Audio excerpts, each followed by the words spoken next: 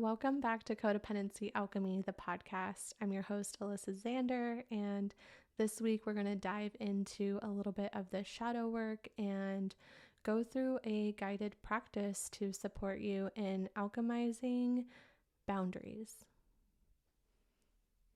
I'm excited to create these episodes because, one, it's an edge for me. I remember saying I would never ever record any sort of meditation ever. And here I am being divinely guided and excited to share a little bit of the shadow work and a practice for you guys to explore boundaries, because I don't think that we heal codependency by solely learning about it. The awareness is obviously so important. Probably, half of it is just having awareness around it. But for me, the pivotal piece has been allowing myself to alchemize it, because I am somatically inviting myself to experience these patterns. So what I mean about somatically allowing myself to feel these patterns and tendencies is that I'm actually tapping into where this pattern lives in my body. And when I tap into that, I can see how it is creating this discomfort or this dis-ease in my body. And when I tap into the felt sense of what that feels like in my body, when it arises in my day-to-day, it's like a light bulb moment of, oh, I'm triggered, or I'm activated, or this part of me is online right now. And so when I have that as a support, that somatic experience as a support for me, it's then that I get to ask myself, okay, well now how do I want to hold myself through this? So when I have this story, they didn't respect my boundaries, for example, and in my body, I'm feeling that tightness in my chest, or I'm feeling like I'm losing feeling in my fingertips. These are some of my somatic cues for me personally.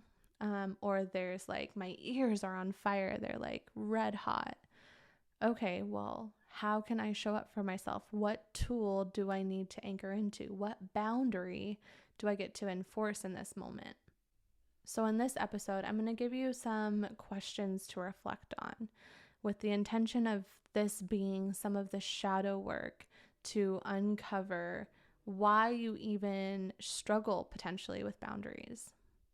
So my first question is, when you think about enforcing a boundary, how does your body respond? So if it's safe for you to do so, I invite you to close your eyes down. Take a few deep breaths. Allow yourself to land in your body. Land in the room that you're in.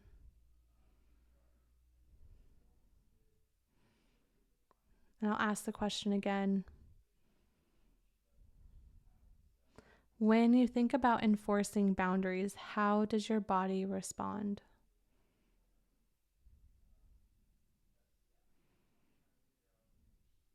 What does your body do? You can even think about a person who you might enforce a boundary with. It might be walking away from a conversation.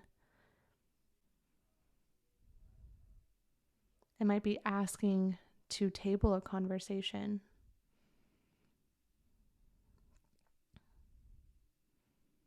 It might be saying you're unavailable for a conversation right now. It might be saying no to an invitation. What does your body do when you think about different ways that you might be enforcing your boundaries?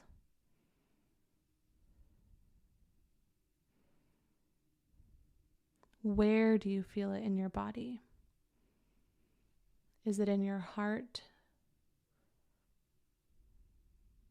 Your throat? Your belly?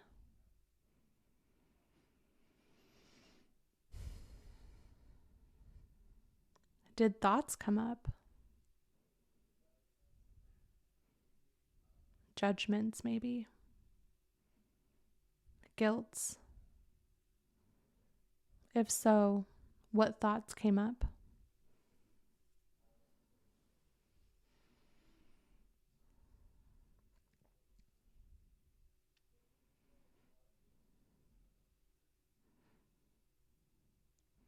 Moving into the shadow work, what are you afraid will happen if you enforce this boundary with someone?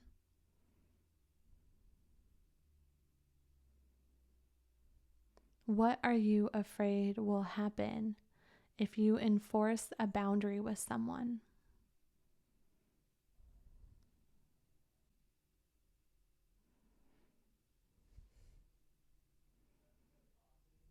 Now taking a couple breaths to just allow yourself to move into potentially writing some things down. I want you to explore this question. What do you value in a relationship?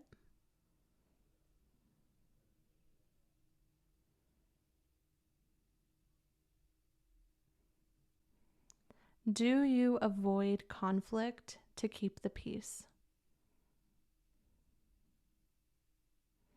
Because a lot of times we do not enforce a boundary or share a desire or need with others because we're trying to avoid conflict.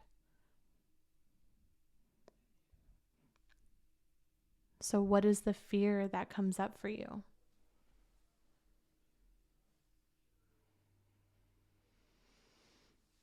If I ask for what I desire, if I ask for what I need, if I enforce this boundary, if I share this boundary, then what are you afraid will happen?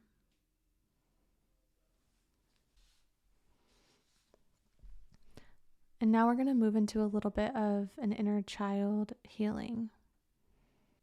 This work has supported me tremendously in reclaiming parts of me that I didn't even realize were stuck.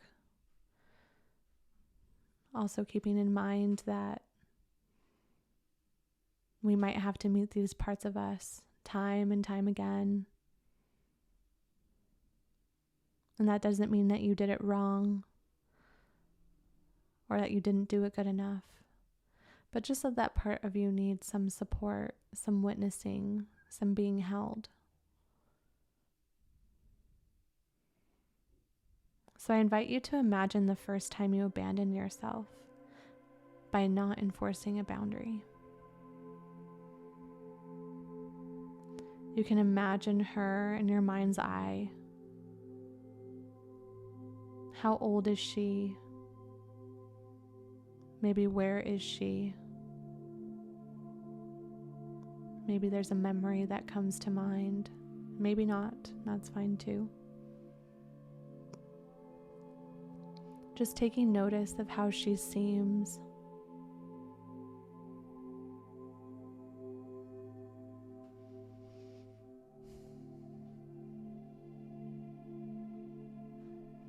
You can walk up to her, gently grabbing her hands if she'll allow you to. And you can tell her it's time to come home now. What do you want her to know? This is where you get to be the parent that you deserved in that moment. Tell her what she needs to know. What you wish you would have heard in that moment, in that situation, at that time.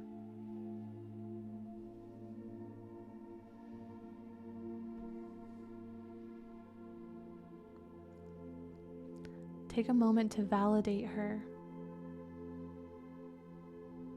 Connect with her.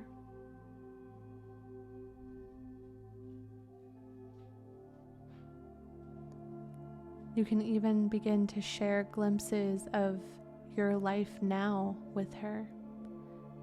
These parts of us, they sometimes, usually, most of the time, they don't know that they are in that moment anymore.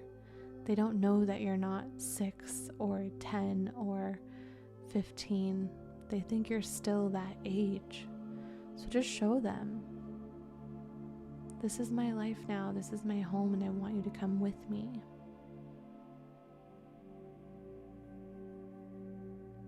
This is reclaiming parts of ourselves. And if she seems ready, just bring her forth into a place where she will feel safe. Maybe it's a place in nature, maybe it's a place in your home. If she's hesitant, be patient with her. You do not have to rush the process. This is where you get to build trust.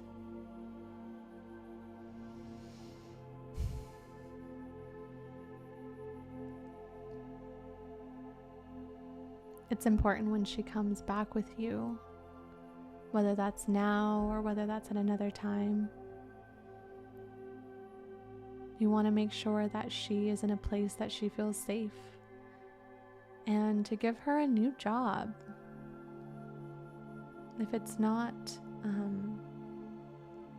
being afraid of enforcing a boundary, then what is she going to do? How does she desire to contribute to your life now?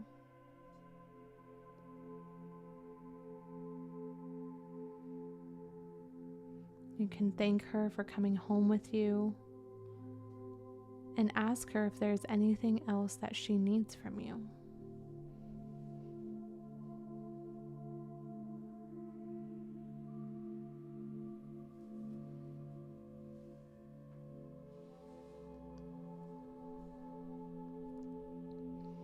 Give yourself a moment to land here. Feel what it feels like to be reunited with her. Feel what it feels like to be home within yourself.